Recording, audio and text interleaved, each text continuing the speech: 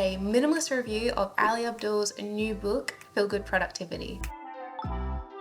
Feel Good Productivity is the first book that we have read in 2024. We thoroughly enjoyed it. So today we're going to go through, give you our thoughts on it, and particularly touch on how some of the key points in the book align very well with minimalism. The link between minimalism and productivity is something that we're both very interested in, so quite keen to dive into our review of this book. Ali Abdaal is a doctor turned entrepreneur slash YouTuber, and I think we watched every single one of his videos. He's been a great source of inspiration for both Josh and I, and he now holds the title of the world's most followed productivity expert, which is really cool. So we downloaded Ali's book on Audible the instant it came out here in Australia, and we started every single morning across the space of I think 3 to 4 days by doing yoga and listening to the dulcet tones of Ali's voice. So here is a little summary from Audible. We think that productivity is all about hard work, that the road to success is lined with endless frustration and toil, but what if there was another way? Dr. Ali Abdaal, the world's most followed productivity expert, has uncovered an easier, happier path to success. Drawing on decades of psychological research, he has found that the secret to productivity and success isn't grind, it's feeling good. And if you can make your work feel good, then productivity takes care of itself. So this is the first time we've ever done one of these sit-down book review types of videos, but we've broken it up into a few different elements. We'll start off by talking about the things that we did like, and then move to the things that we didn't so much enjoy. And then after that, we've got our own patented scoring system, so we can break down exactly what we thought. The first thing I liked about this book was that it was very happy, it was energizing. Ali was very engaging as an audiobook narrator. He did an absolutely fantastic job with that. It was an absolute treat to listen to. It sounded like he was smiling the whole time he was narrating, so he just brought like a really positive, happy energy, which he does in every single one of his videos. And yeah, just check before, it is a 5.5 hour listen. A relatively short book, especially compared to some of the epic fantasy that we've read recently, which was a nice change, but honestly, this book felt very well paced. It was so clear that he enjoyed writing this book. I think he said it was 3 years in the making. That sounds right. And it shows with all of his studies that he draws on for specific examples. There was a lot of research that went into this book. So that was probably top of the list there for me, was just his use of scientific studies and experiments and backing everything up with research. Clearly a lot of work went into this book, and it showed that there was a lot of care and attention to detail. I loved his refreshing take on productivity and how it should be something that feels good, because we spend so much of our lives racing through to the next thing so then we can arrive at a place where we think we'll be happy. And Ali talks about his entire journey of him studying to be a doctor through his residency into finally coming to that moment where he realized that maybe being a doctor isn't quite everything he thought it would be. It wasn't aligning with what he wanted out of life. Certainly not a message that we heard a lot. Definitely not growing up. It's important to realize that it's not just grind through it, slog it out, just get through it, then you'll be happy, get to the next thing, then you'll be happy. Because life doesn't really work that way. I really like the focus on actually enjoying the process rather than just being more disciplined and working harder and working more efficiently. Something that I've really tried to incorporate into our work recently since listening to tasks that I don't particularly enjoy, rather than trying to just work harder at them, trying to shift my focus onto finding ways to enjoy them more. One thing he mentions in his book is trying to sort of imagine yourself as like a video editor or a script writer, to be an example. So then you sort of assume that identity is picking your character. That section of the book I really enjoyed. It's something I've tried to bring in, and I've definitely found that's made it far easier to get through some of the more tedious parts of, different areas of running our own small business. Yeah, I loved his use of storytelling through drawing things from World of Warcraft. So for example, picking your character. When talking about how to make things more enjoyable, it's good to think about things like you're picking a character, and that is the role that you're assuming. Things are always more fun when you gamify them. Even just recently, Josh and I started to learn Spanish. We've been learning on Duolingo and it's been so much fun. I think I spend so much time on Duolingo learning Spanish because it is gamified. If you want to make things more enjoyable, try and make it into a game. And that is a key message that Ali, he came back to time and time again. He mentioned, what would this task look like if it was fun? I think it was Yes. in reference to him studying for his medical exams. He thought to himself, oh, I'll put the Lord of the Rings soundtrack on in the background at low volume while I work. That sounds more fun. And just trying to think of the small ways to make the seemingly tedious experiences they otherwise might not enjoy be much more enjoyable. So that I think is a very valuable thing to take from the book. Ali has a few different ways to make work feel more like play. So one of them is to adopt a play persona. So we have the collector, the competitor, the explorer, the creator, the storyteller, the joker, the director, and lastly have the kinesy. And I thought that was a really fun way of looking at things. Ali Abdaal also brought up the topic of what he calls the unblock method, which we both found very helpful. So basically when you get stuck, he says what most people do is that they effectively do nothing. They procrastinate, which definitely found that in the past. And just like hope that the motivation comes. In the next one, which we found the case with a lot of older productivity stuff, is just ignore your feelings and force yourself to do it, which can be okay in the short term, but it's really exhausting, we find, in the long term. There's a bit of time you can do that, but it doesn't last forever. Yeah, it's not a sustainable way of doing things. So I'm glad that he called that out, because a lot of the like productivity books that I've read, they definitely focus on the be disciplined,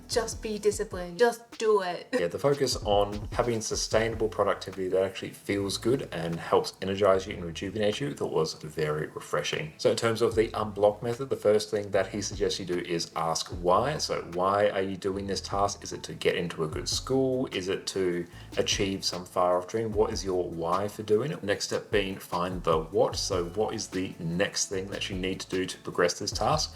Which I can find very helpful as well, because whenever we're editing videos or something or doing some other task, it's always what is the very next thing that I need to do in this step to keep the ball rolling? Because when you're seeing an entire project from like a really high up view, it can seem very overwhelming. But if you start thinking of what is the next thing I need to do to actually progress this, it helps break it down to much smaller steps and just get the ball rolling. Once you start rolling, it's much easier to keep going. The third thing is to ask when, so make sure you dedicate that time in your calendar. If it's not in the calendar, it doesn't happen. Jess always says that. That's a really helpful, tangible tool that you can use it. Yeah, so the why, what, and when is basically his unblock method, which we found very helpful. He talks about things in such a succinct and easily accessible way to just the everyday person. I don't think there's any jargon really throughout his book. There's really no jargon. His core messaging was really asking the reason why behind what you're filling your time with and who you're spending it with and how you approach things, including how you approach productivity and your goals in life. So he distills it down to keep it simple, uncomplicate life. Life can just get so overwhelmingly complicated, especially when we don't ask those questions of why am I doing this? Am I just committed to doing this just because that's just the journey that I've been on? To see him change tack life-wise, it's been wonderful to have it wrapped up in his book as a inspiring kind of view on life, to keep it simple. Totally agree. And to ask why. He was really about being intentional and purposeful in asking those tough questions, and it can be daunting to really sit back and reflect on, is this even making me happy? And it's something that has been top of mind for both Josh and I. So hearing his thought process and his journey through becoming a doctor and then really asking those tough questions of why am I not enjoying this and what do I want to be doing instead? I love that he just distills it down to that very simple question of, are you feeling good? Are you feeling good about what you're doing and how you're spending your day? You have to break through all the inertia you've put in front of yourself, or that you've subjected yourself to, just to stay on the path that you're on. It takes a lot of effort and a lot of reflection to deviate from that path. And something that this book does very, very well is putting the focus on what is most important to you and what's making you happy, and making sure that you enjoy the process, which I think aligns very well with minimalism. We always say minimalism is all about curating your life into what matters the most to you.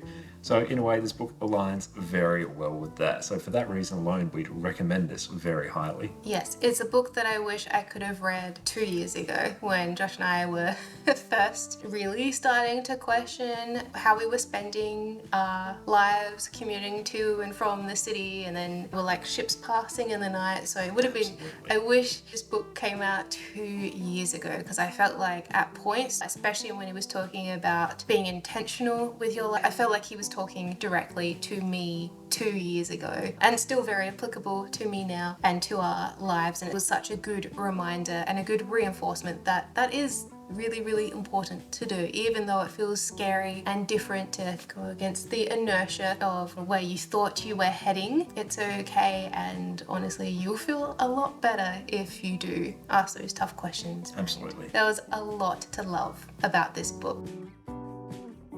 In saying that, minor tweaks. So number one, Audiobook, right? But Yeah. there was a lot of big inhales.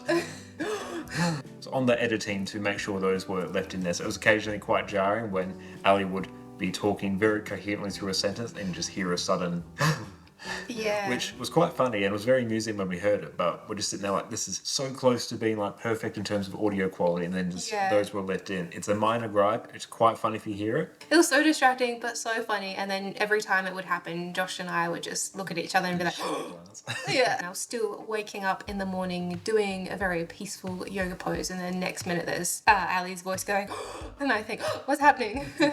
So yeah, definitely that's 100% the editing side of things. But I've never experienced that in an audiobook before. Second point that I will make, which is not editing related at all, but more so with the content of the book itself, was I was finding myself waiting and waiting and waiting for secret sauce kind of a takeaway. Secret productivity source. Yeah. So it gives a lot of general sort of productivity advice, which is very, very good, and a lot of good mindset advice, particularly about finding the play in work. But yeah, it felt as though there wasn't really a secret source takeaway, like a single nugget of wisdom, a single little condensed piece of information to take away from the book that you can really say, this here is the key thing about the book that you do find in some other productivity books. I was waiting for the aha moment. Tangible takeaway that was like brand new and fresh. But I think because I have read so many productivity books, I found a lot of his information that he shared was incredibly reaffirming to a lot of the information that I already knew, that I'd already read before. It's a good introduction to productivity books. So Great it's introduction. Really good one to recommend to people who are looking to get into productivity and self-help. So, for example, The 7 Habits of Highly Effective People by Stephen R. Covey, I found so many aha moments in that where they were like just solid nuggets of wisdom that I had never heard before or thought about. He had very actionable, tangible takeaways, whereas I found that I was waiting for this from Ali's book. Mostly it was more reaffirming for all the knowledge that I already had read and gathered from other sources. And yeah, we didn't really get that single real concrete tool to take away from this. Yeah, Very reaffirming of what we know, but yeah, it would be nice to get just that little bit of a specific tool to take away to apply. Because that's always a nice takeaway from productivity books. It's one of the best things about the genre. He draws on some of the same themes that Stephen R. Covey does, and I think it was quite an influence in Ali's book. Stephen R. Covey talks about start with the end in mind, and that was a fundamental shift when I read that. It just locked into place of picture yourself at your funeral, different people from different walks of life that would show up, and what would they say about you? What would you want them to say? So starting with the end in mind. He really painted a picture with that, and he made me walk through that whole process and think about it. And Ali, it was different terminology with Ali. I don't think he said start with the end in mind, but he talked about, very similar process. What was it, the eulogy method, I think. Yeah, it was a eulogy method. So he talked about it, but it was quite brief. You know, you get a similar thought process, but it just felt like that could have been a key takeaway from Ali's book if I hadn't already read it from 7 Habits of Highly Effective People. So that's the kind of knowledge nugget that I guess I was looking for from a productivity the book. Yeah, no, totally agree with that. So yeah, another thing we would have probably appreciated if the conclusion was a bit more detailed. It ended very abruptly, and it would have been good to maybe reiterate more of the stuff that was mentioned in the book in a bit more detail, I think, or to bring it all back together, I think. Yeah. So that's probably a recap at the end of all the, I guess, the key takeaways would have been appreciated, especially because we're reading it via audiobook. I can't just flick back through the pages and go, much harder to do. It is much harder to do with an audiobook. But yes, it would have been good to have more of a solid wrapping up in that conclusion there. I guess because Ali is a doctor, I was looking for something a little more prescriptive. I know he talked about his different play personas and how to think of, like, how can I make this more fun, but I guess I was looking for a fresh, brand new tool, like productivity tool from a doctor. I would have just liked it a little more prescriptive to tell me exactly what to do. I think that would have scored it higher up the list for me. But overall, we really enjoyed this book. It was a fantastic first book, a very reassuring read. I definitely think it serves as a great introduction into the world of productivity, so rate it very highly. He should be extremely proud of his first ever book. He did a wonderful job. So they were the main points of what we thoroughly enjoyed about Ali's book, and a few minor things that we thought could be improved. And now that my legs are falling asleep on me, we're going to jump into our scoring metric that we came up with. This is what we rated it on. So we had writing style, vibe check, story time feel, editing, research, content agreeability, and originality. So the 7 metrics, and we rated them all out of 5. So writing style, first up, we gave that a 5 out of 5. We found it wonderfully accessible, very well written, easy to digest, and it just flowed. So writing style, definitely 5 out of 5. For the vibe check, we're giving that one a 5 out of 5 as well. Abdaal, he was very happy, he was chirpy. The overall tone of the book was a warm and uplifting tone in general. So it was very much a feel-good book, I think. It wasn't condescending at all, which I have found with some productivity books. Just a wonderful, happy, uplifting, inspiring read. Third metric, glory time feel, and again we're giving that a 5 out of 5. He really channeled his inner storyteller, as he said. So he did an excellent job, like we said, painting a picture, walking you through everything. He brought in examples from his past growing up, playing World of Warcraft, being a doctor.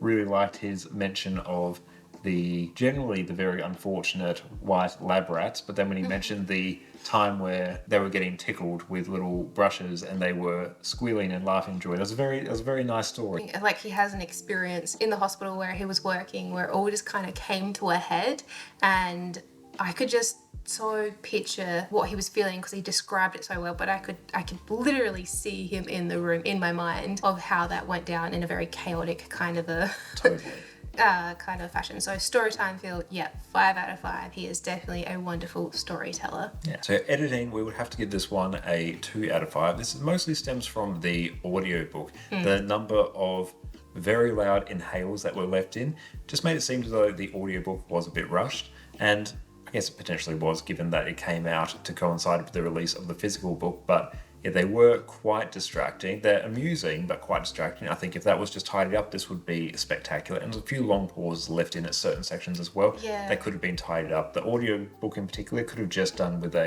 another just pass through, checking for those things. Research, we had 5 out of 5. I tried so dearly to avoid any spoilers for Ali's book because I just wanted to come to it with a fresh kind of mind and not influenced by anything, but I have seen quite a bit on social media about how everyone is frothing over They really are. frothing over just the wonderful use of research that went into this book. Very well researched. done. We've had such research thrown at us before that we've had to digest. So we've been able to see the research summarised in a very approachable way, which that's a very hard skill to master, taking very complicated detailed studies and then distilling them so the layperson can understand that. That is a real art form, so he did exceptionally well. Content agreeability, how much we actually agreed with his concepts and what he was talking about. Overall, there's really nothing that we disagreed with in this book. Again, we think it was a very great introduction to productivity. The concepts are very sound based on everything that we've read before. Everything's backed up very well. Yeah, nothing at all that we disagreed with.